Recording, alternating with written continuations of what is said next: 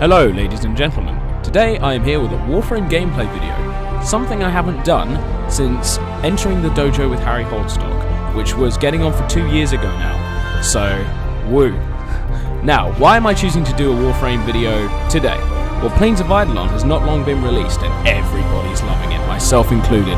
It's just such a brilliant update, it's really refreshing to have some open world gameplay in Warframe, which as you probably know, that's something we've never had in Warframe before. It's always been, go do a mission, do that mission, come back, have your rewards, etc. Which it's always been okay, especially the quests, they're very enticing. But now we've got proper open world gameplay, it's just nice to see the direction that DE is deciding to take Warframe in.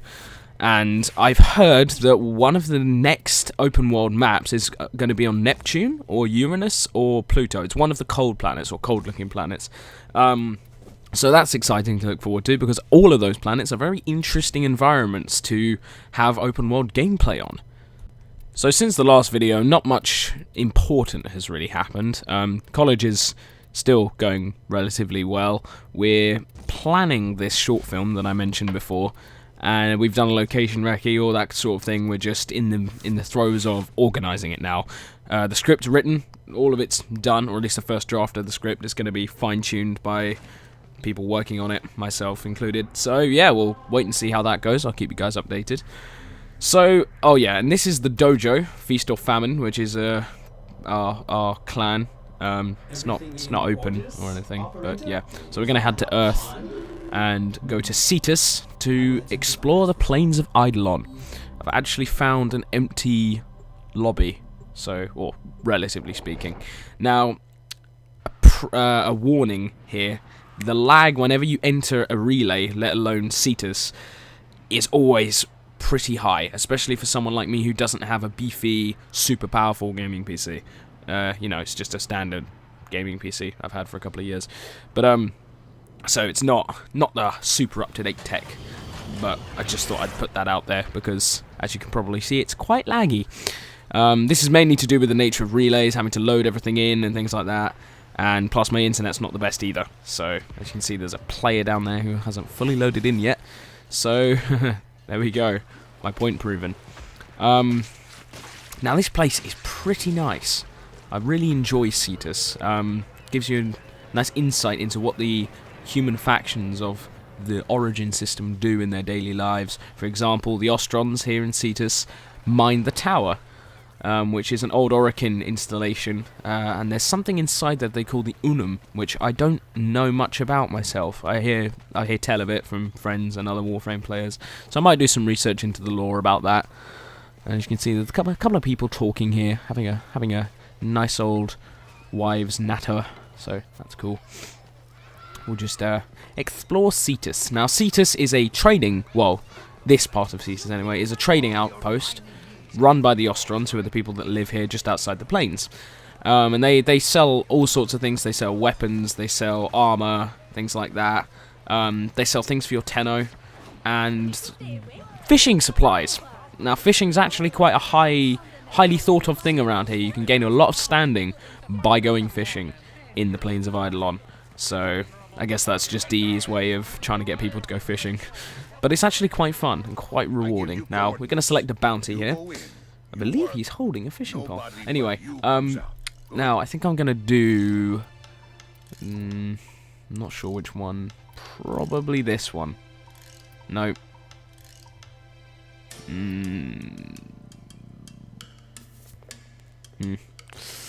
Yeah, we'll just go ahead and do this one, which is Sabotage. Because it's the easiest one on there, shouldn't take too much time and won't end up being a super boring episode. So here are the doors to the Plains of Eidolon. I like how they've got 2 sets of doors, which is not only a lore-heavy thing to keep out certain things from the plains, but also it's a way for you to have a flawless transition from one mission to another. If you look in the bottom left corner, we've got the loading thing, and all the players have disappeared because you get dumped in the Plains of Eidolon on your own or with people in your squad.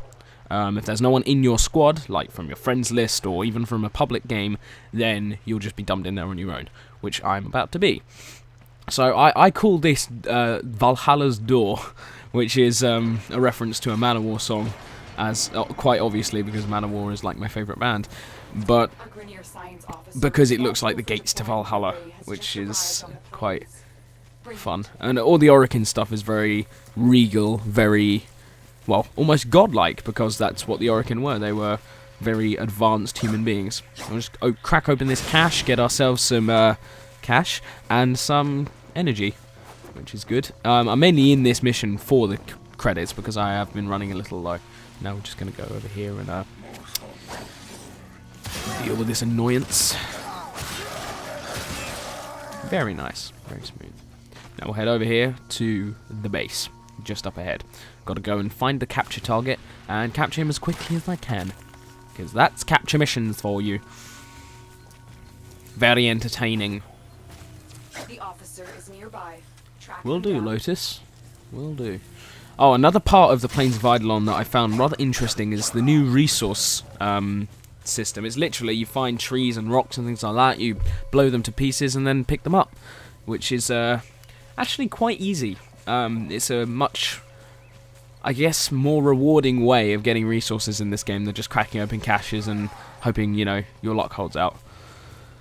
I'm going to try and do this stealth, but I've just been seen, so that went well.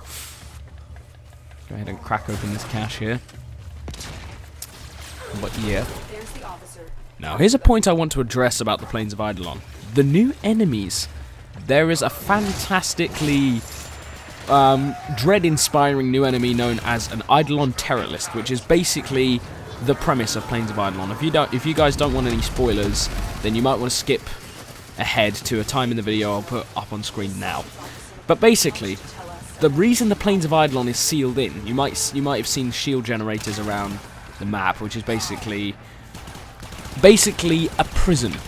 The Plains of Eidolon are sealed off to keep in a new enemy known as a Terrorist.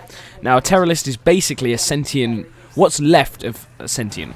And if you guys don't already know, the sentient were the enemies during the Old War that the Tenno kicked the asses of, as well as the Orokin, we believe. The Tenno kicked the asses off.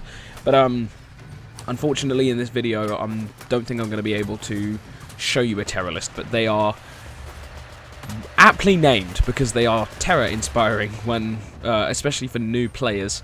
Now, if you see that thing down there, that is a sentient fragment. That is like a sentient officer. Like, that's one of the main... That is part of the main bulk of the sentient army, we believe. But if you think that's big, I'm going to show you something later on in the video that might change your mind when it comes to the scale of the sentient war machine, because they are just huge. The sentient are... yeah, ridiculous. Absolutely ridiculous. But that's what made them such an effective enemy for the Orokin and the Tenno, because what the godlike beings fear?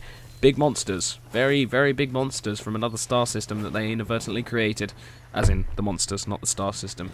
But if you guys want to read up on the lore of Warframe, I'll leave some links in the description below to the videos that I watched to broaden my horizons on Warframe, because it's such... The YouTuber in question is StallordD? I don't know how to pronounce his name, but he is a fantastic YouTuber.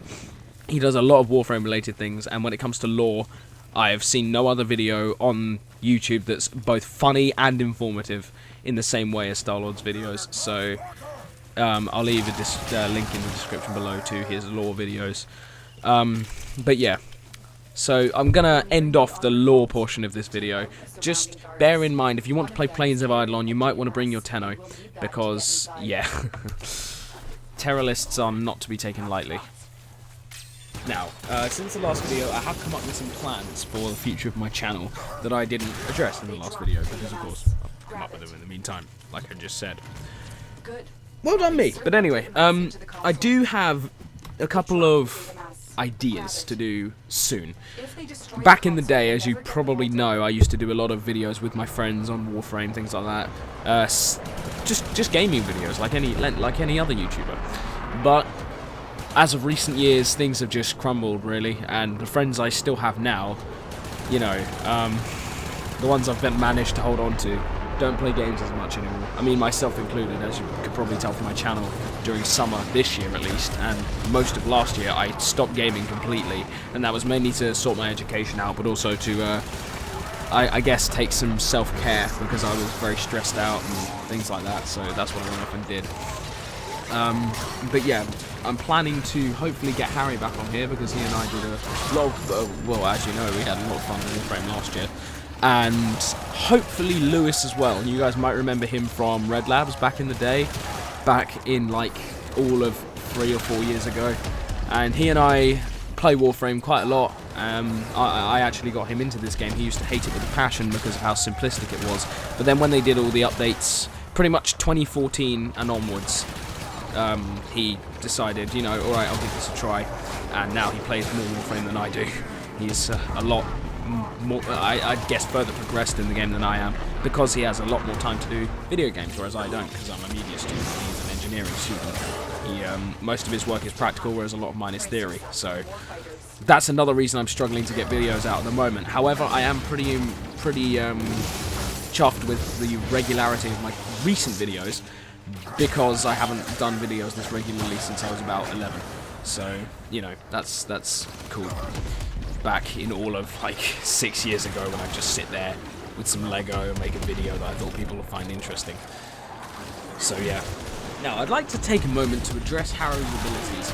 Some people may disagree with me here, but I believe Harrow, when used in a similar manner to the way I'm using him now, he can be a fantastic assault Warframe. Now, people say, oh, but Harrow's a support Warframe, you can't use Warframes for other jobs that they are not tailored to.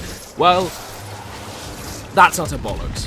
The very nature of Warframe is that things can be modded to do what you want and how you want them to do that sort of thing. And yes, there are limits. Certain Warframes and weapons can only do some certain weapons and things and shit.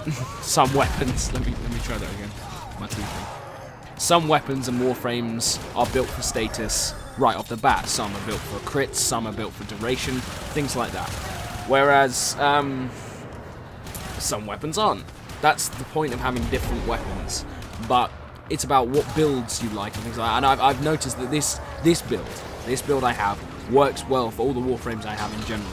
For example, Nakana Prime, Soma Prime, Stiletto Primes. The Soma Prime is disputedly so the best assault rifle in the game, especially if you mod it correctly. Lewis has been giving me a hell of a lot of tips, and I've been listening because he's formatted his Soma, I think, 5 times or something. He's almost completed every polarity slot on his Soma. He's got Riven mods and all this other stuff that I am barely acquainted with because of my time away from Warframe over the last year. So, just from that knowledge, I personally believe the Soma Prime to be the best assault rifle in the game. But it's up to you guys, you know. Whatever you find works best for you is what you should use. That's the nature of Warframe. And I am now standing on top of a sentient fragment's head, I believe. So that just gives you an idea of scale. Now this is what I wanted to show you. Over in the distance, if you think what I'm standing on is big now, just blow this guy up. But yeah, that over there, hang on, that over there is a sentient. Just one single standard sentient. Nothing special. He's not Hun Hao, he's not Commander. That's just a sentient. That's just like, well, I'd say a Commander. That's just a sentient battle guy. Yeah, that's just a sentient. So, yeah, a little bit of a insight into how powerful the Tenno must be to kill them and the Orokin, we think. Again, if you want to find out for sure, check out StallordD's Lore videos. But back to Harrow. I personally believe, if done correctly, Harrow can be a very, very useful assault Warframe, at least for a solo player. And that's because due to the fact that most of his abilities are about conversion. For example, his 4th ability makes him temporarily immortal, and the more damage he prevents, the more crit chance you get. Coupled with his 2nd ability, which increases damage overall, with crit weapons such as the Soma Prime, like I'm wielding, and my Stiletto Primes, it just produces mayhem for anything that's in your way. Red crits galore. I think the highest red crit I ever got was in the 20,000s or something with my Soma Prime against, I believe, a Ballista. So, again, back to the old adage about Warframe, it's not about what you have, it's about how you use it, how you mod it. But personally, I'm very fond of Harrow, and I think he's just the perfect Warframe for me. That's another thing about the Warframes. They're designed to be useful to literally everyone. You know, if you can play the game, then there is a Warframe for you. For example, for me it used to be Loki. I used to love stealth, whereas now I like this ability to convert damage and send it back to the enemy. It's very, I almost want to say, responsible. It's taking what's given to you and throwing it back at the enemy. It's like, it's basically the biggest middle finger to the Grineer you could ever give, or any enemy in the game. So that's why I like Harrow. Now, what is my honest opinion of Plains of Eidolon as a whole? Well, I love it. It's fantastic. I'm having a lot of fun, and I cannot wait for the next open world missions to join the Warframe family, whenever they may be launched. So, yeah, the thing I like most about Plains of Eidolon is that it adds a sense of variety from the standard let's go on a Corpus of Grineer ship or a planet or something, because of course this isn't the first time we've been on planets, obviously, because most of the Warframe missions are on planets, but it does add a new aspect to things, you know, to know that you do have free roam in the place and the only limit is, well, the shield boundary, whereas in standard missions you know that there are certain paths you can take, but they will all end up going to the same place, whereas with this you can go fishing, which is something we've never had before. So yeah, I just love Plains of Eidolon, and I can't wait for the next open world things. Little patrol of Grineers down here, gonna ace them like a mouse. God, I remember when that was a saying. Feels like a lifetime ago, as do most things. So take them down. I'm gonna head back to Cetus now because, well, there's nothing more to do here. Fishing, but fishing's boring, so I really don't feel like showing you guys fishing right now. So, yeah, well, thanks for watching. I hope you guys found this episode enjoyable. I'm going to do more in the future, hopefully with more interesting content to go with it, because this time it's just been mostly off the bat. Let's do a Warframe video. Just going to take this guy down now. Watch this.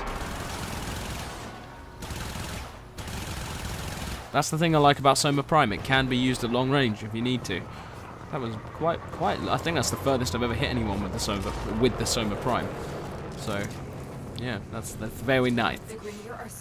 So now we're gonna head back to Valhallas Door and make our way back to Cetus. So thanks for watching. I hope you guys enjoyed, and I'll see you in the next video. Bye bye.